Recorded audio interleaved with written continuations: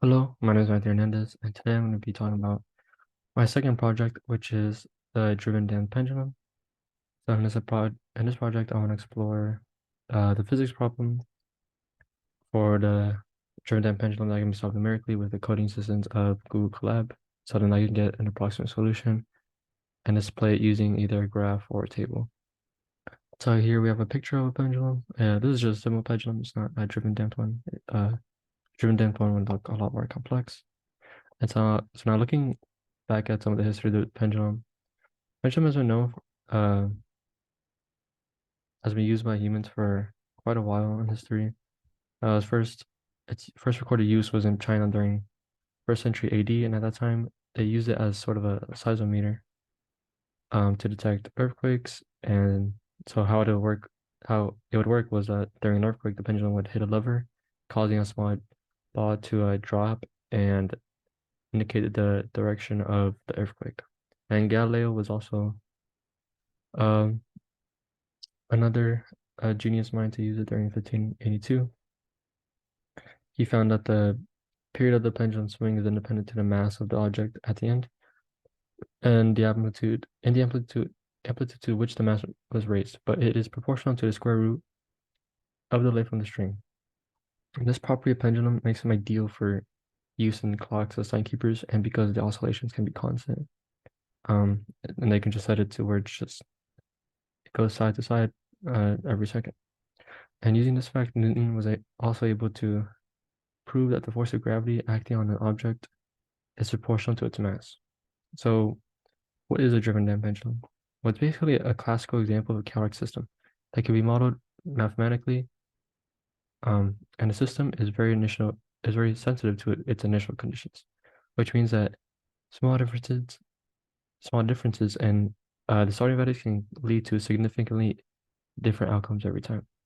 So with this in mind, let's explore our problem from chapter 12, which is using Python, we had to find a numerical solution of the equation of motion 12.11, which is displayed right in the middle there for a driven dam pendulum with the following parameters with a drive strength of gamma equals 1.073, drive frequency of omega 2 pi, natural frequency of omega naught 1.5 times omega, and the damping constant of beta equals omega naught divided by 4. And initial conditions of phi, um, initial phi with it's equal to pi divided by 2, and phi dot equals 0. And that's phi and phi dot in the 0 second. And so our job is to solve for, or sort of just graph 0 to 50, the time, the pendulum oscillations from 0 to 50 seconds, and then plot the first and cycles in the first and second. We want to be sure to include our initial transients have died out, and then which is basically just showing the last 10 seconds of our oscillations. And we also want to see what the period is of the long-term motion. And so obviously we can solve this problem analytically if there was no damping constant, but because there's a damping constant and because we also have to use the equation of motion, we have to solve this numerically. And also I will assume that that the length of the rope or string, whatever's holding the pendulum together, the mass of the bob is arbitrary because it was not stated.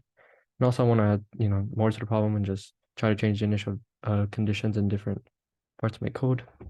So here we import our software packages, are defining our constants here. And here I found length, even though it's not necessary, because really we're just using gamma, beta, omega, and omega naught.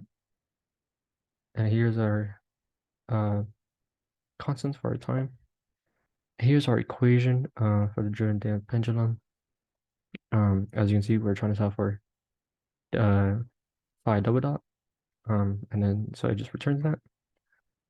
And here we have just initializing our arrays. And here we're initializing or setting our initial conditions. for phi dot and phi. Here we have our, when we update the acceleration, velocity, and positions. All right, let me go ahead and just show I'm running all these. And so here we have our table, our fancy table for our desired values. And this is supposed to be time, position, and then velocities. And then here's our code for our graphs. This is it's gonna be the same, sort of similar throughout the rest of the code. So here we're just gonna have the first 10 cycles, our first 10 cycles and first 10 seconds, last couple of cycles and the last 10 seconds, and then essentially the graph for the whole thing, so we can get a bigger scope of what we're looking at. And here we have how we find our period of a tractor per cycles. And here we have our first graphs. As you can see, we have sort of a longer amplitude than we do period. And it sort of just goes like that throughout the whole thing. It sort of starts off with a higher peak and then it sort of just stabilizes itself, as we can see here for the last 10 seconds. The amplitude and period are relatively similar to each cycle. And here we can see a bigger picture of what we're looking at from 0 to 50 seconds. We see that the period is very compared in the 50 seconds, the period is very small. The amplitude is very, very large. In terms of just the position of the peaks and the bottom. And we get that our period of a tractor is 0.16 cycles. And according to the textbook, for a graph to be a period doubled, we have a given gamma that has to be higher than 1.0663. And so we were given that, and so that shows that for the original problem, our graphs were period doubled. And so and my goal was to essentially just get it similar to this graph, which I think it is sort of similar. Obviously, you know, I'm not sure what the author of the book did, but it makes sense that it would look different. Maybe he just coded it differently, or depending on how he integrated his equation of motion, obviously that could also change. Then here we just change our omega and gamma by making them smaller. We change gamma to 1.01 and our omega to pi divided by 2, and that changes our omega naught and then our beta because they're dependent on our omega. And then here we just keep going. Just make sure we're running on this. Our nice little table which gets different values from before, and then our code for our graphs, which as you can see, it's very different. Our periods are much longer, and our amplitudes are they look, I'll say that they do look relatively shorter in the first 10 cycles. So here we're going from like 1.5 to 3, so let's see if that's sort of similar.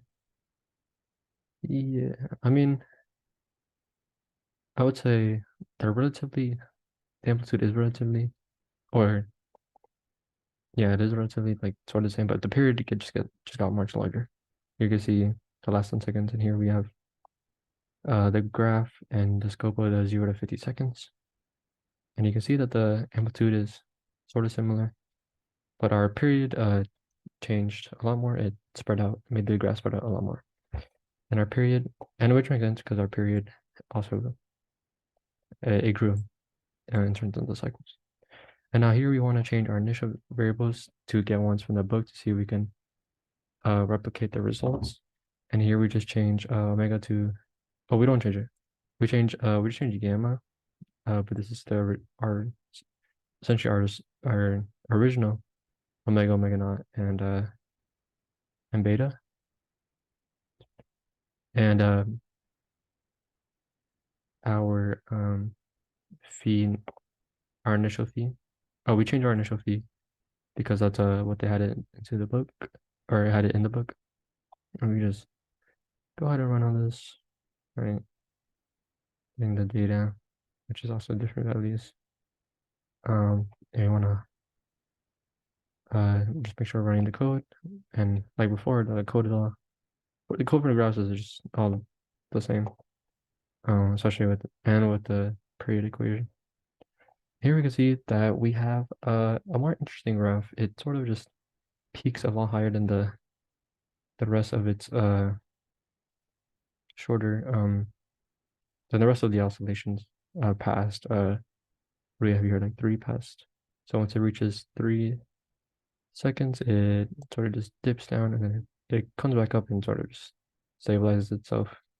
Here we can see that it does indeed stabilize itself, and then getting the grander scope, we see that yeah, it stabilizes itself, and it'll probably just continue to do that forever. And so our period is a lot smaller here, which makes sense because it's a lot it's our amplitude, or the period and the amplitude are both smaller towards the end. And so here we have that looks relatively similar to the graph in 469, which I thought was very interesting. And here we have our final piece of code where we're making omega and gamma larger. And then I essentially just want to see what would happen if you just made both of them larger instead of making both of them smaller.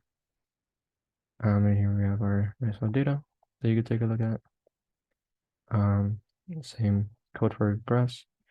And here we see another interesting graph where we have again, I would say larger amplitude than period, but it's so sometimes the period is, I would say, is sort of fluctuates because it's sometimes like here it's bigger, here it sort of gets smaller. So it is different, which is interesting. But during the last 10 seconds, it sort of changes its shape, the oscillations, and then the amplitude increases a lot, and the period, I would say, also increases, but the amplitude is just larger than the period. So this is interesting. And yeah, we get a bigger look at the whole thing. We see that it sort of just stays up here, above -4, in the position, and then it sort of just goes down, and the amplitude, or the period increases, and the amplitude increases by a lot more as well, because it's not as spread out as in the beginning. So I thought that was pretty interesting. And so the period of this attractor is 0.38 cycles. And as you can see, that just by changing dry frequency and dry strength, it already does increase a lot. And yeah, that's basically the end of my project. I hope you enjoyed, and hopefully this gave you a break from 3-body problems. Because I know I was like one of the only people who did. Well, I felt like I was one of the only people who did the pendulum problem. But yeah, thank you for listening, and I hope you have a great day. Bye.